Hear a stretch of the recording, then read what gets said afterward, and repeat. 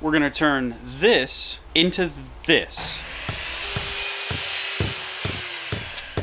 One of the really cool things about this project is every piece of wood has come from another project. So every piece has a story.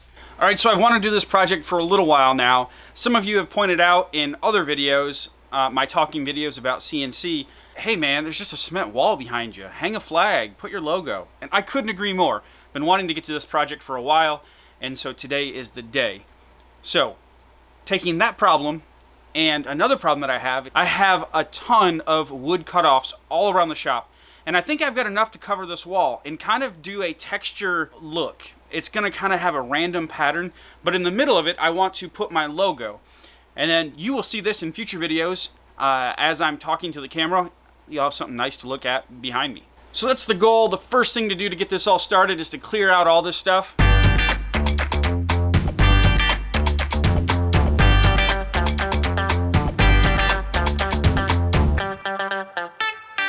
All right, so the next thing to do is get the furring strips up on the wall.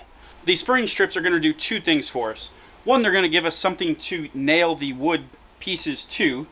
The other thing is the concrete wall is not finished, meaning it's not smooth. The 3/4 of an inch thickness of these furring strips bypasses all that. So there'll actually be a 3/4 of an inch gap between the wall and the wood surface.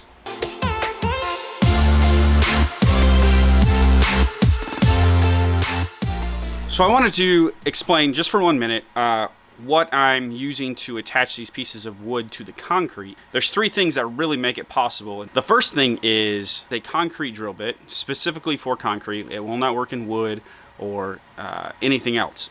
So it's designed for concrete. So the second thing that is unique about this is the type of screw. So the screw is designed specifically for concrete. I guess you could use it in wood, but there would be no point.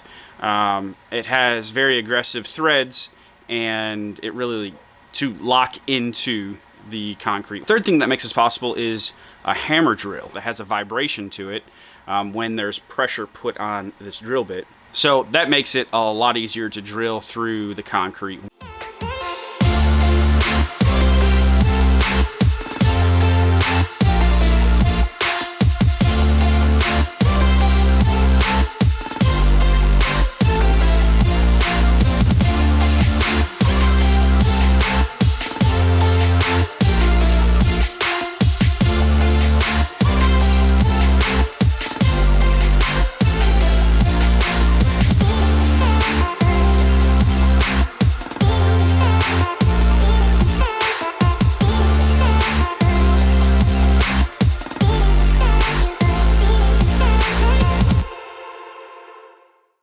All right, so I've got the main portion of the wall done.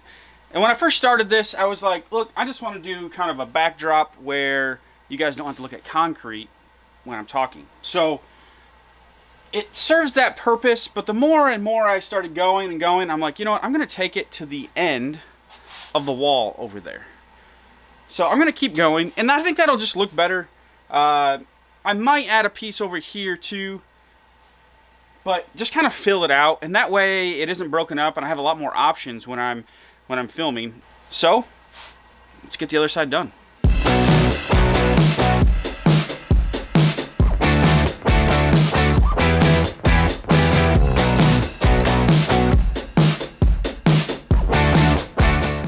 We're left with some small cracks in between the pieces.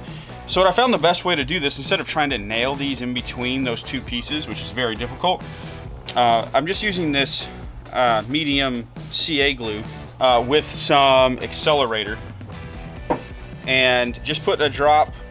This is basically super glue, purified super glue. You can find more information down in the description about this particular glue.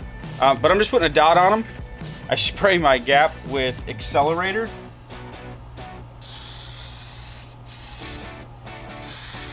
Kind of hard to get it in there. You can also spray this piece just a little bit, and that basically makes it an instant bond. Next step is to figure out where I'm going to put my logo on this back wall. Now my plan is to create a template and burn it, like a really dark burn, of my logo. So this is a test. Where am I at in the frame, and where to put the logo so people can see it. With this current setup, it looks like I can go, that's the top. This is a pencil, by the way. It's the top of the frame. Probably don't want to go much lower than this. And as far as width-wise, we want to make sure that he's not sitting on my shoulder or pooping on my head. So we'll probably go right there. Over here, we can go pretty far. We can go all the way kind of over here. All right, so that creates kind of my size boundaries. So what I'm gonna do now is I'm gonna measure those dimensions, and then I'm gonna take it into the computer, and I'm actually gonna use the CNC to cut out the template. Looks like 32 inches by 32 inches.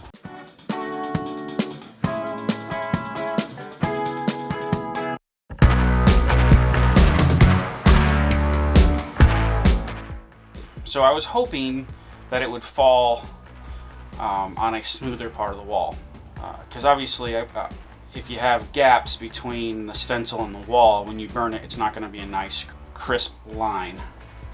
Plan B is to trace it, and then I'm going to try to tape it off and see if that'll work.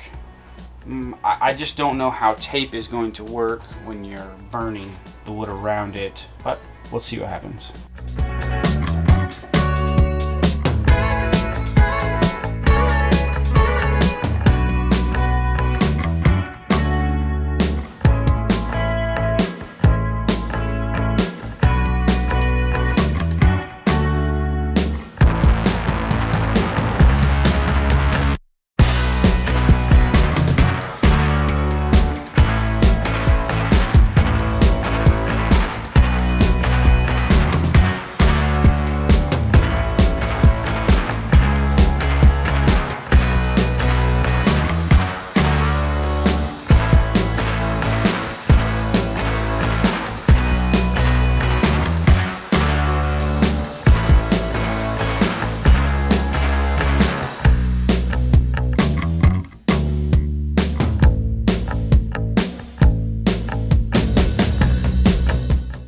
Alright, I'm going to apply this navy blue water-based stain.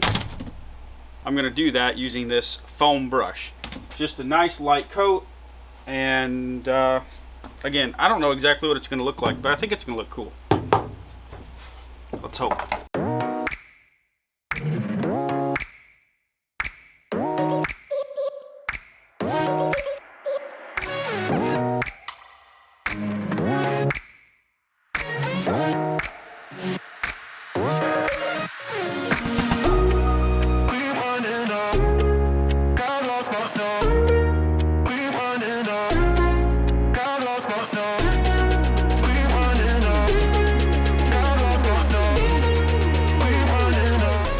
Alright, here it is with most of the tape off. It's one of those things that's good from far and far from good. I've got a ton of cleanup to do. Hindsight, I don't know if I like the blue, but I don't know if the stain was a good idea. So anyways, I'm gonna try a couple different sanding techniques to clean it up. I've got some smudges and some flames. Got it up here.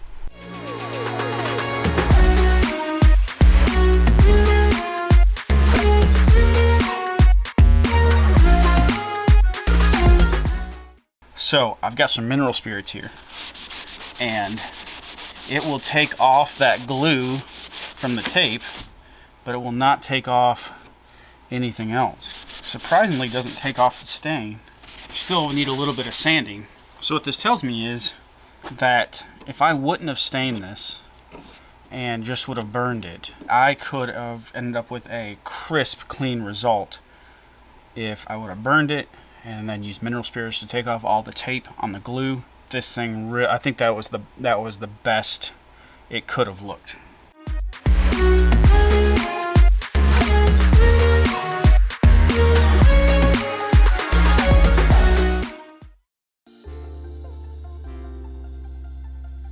there it is, all cleaned up. All right, I'm to the point now where I'm happy with it.